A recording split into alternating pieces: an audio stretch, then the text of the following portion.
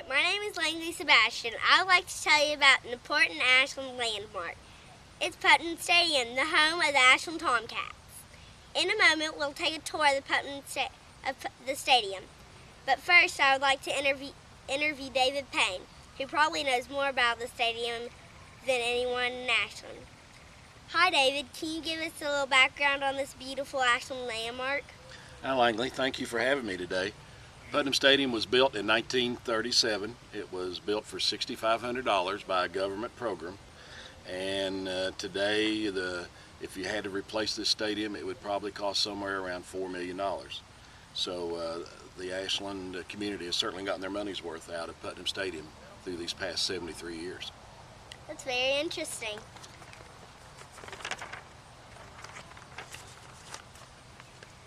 Have any famous people ever played in this stadium?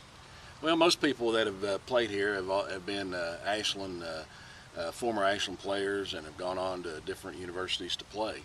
So as far as famous across the country, probably no, but as far as people famous in our own community, there have been lots of those that people may, depending on their age, people will remember or perhaps won't remember, but there have been some good teams and some really good players that have played here over the past since 1937.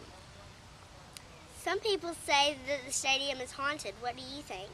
Well, I've heard that. A lot of visiting coaches used to say that when they'd come in here. There was a mystique about playing in Putnam Stadium, and the fact that it was there that seemed like Ashland was always able to pull out a close game or have some kind of play at the end to be able to win an important game. But haunted, I don't know about, even though we're close to Thanksgiving, but there is certainly a mystique about playing on the hallowed grounds here at Putnam Stadium.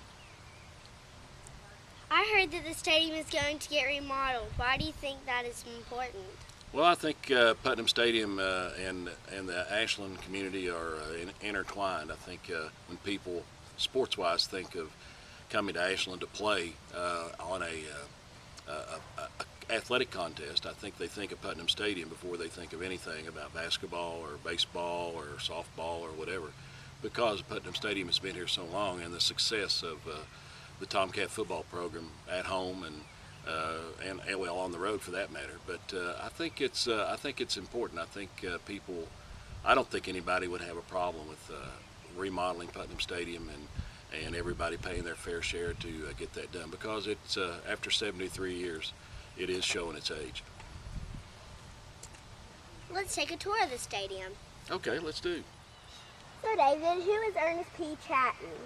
Mr. Chatton was a long-time former player, coach, athletic official, known statewide. He was a track supervisor for a lot of state track meets and was really known as Mr. Ashland for a long time.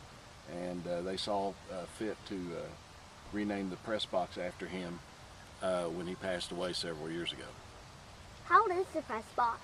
The press box originally, the first floor, as you can see, it was built as part of the stadium. The second floor was added when there was college games here back in the mid-60s. And the Shriners Club that was sponsoring the college game added that because they couldn't fit the different groups that were coming in. Do you mind if we go take a look at the press box? No, let's go. This is the voice of the Tomcats, David Payne and Vicki Martin. How long have you guys been working here? 35 years. That's right, Langley. Probably one of the oldest two people that have done consecutive games, I know in the area and maybe in the state. Vicki and I have been together with football and basketball for 35 years and counting, because we both still enjoy it. Do you guys like this?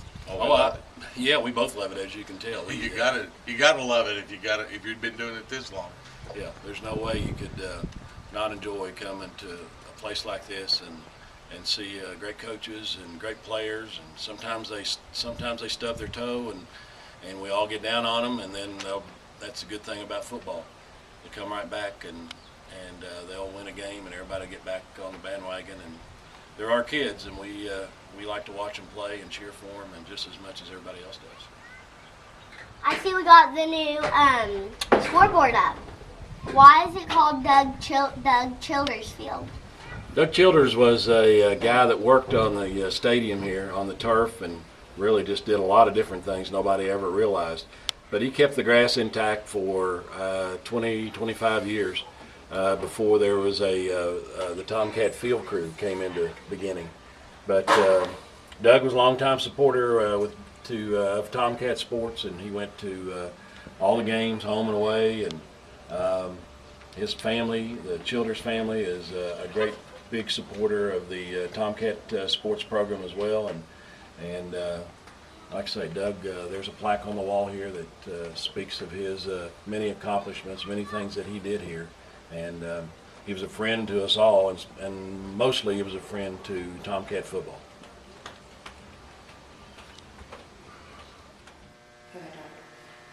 The team actually comes over for their games already dressed and with their uniforms on, and so they don't really, even though it is called a locker room, it's not really used for that because it is like I say, the players come prepared to go out on the field when they bus over from the high school. This is where the Ashland Tomcats come whenever they get hurt.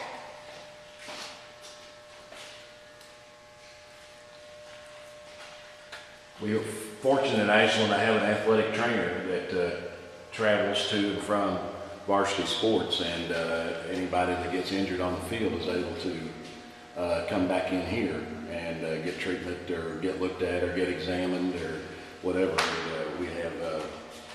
We have a full-time athletic trainer, and then we also have a gentleman from Premier Therapy, David Apps, who is also on the sidelines, and he looks at any kind of ankle or arm or any kind of injuries like that. So David, what's the history of this cannon?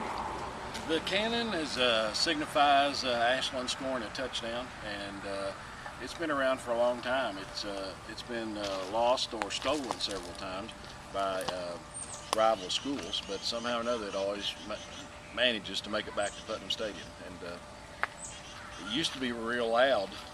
Now it's kind of been toned down because of neighbors' complaints about cracked walls and ceilings.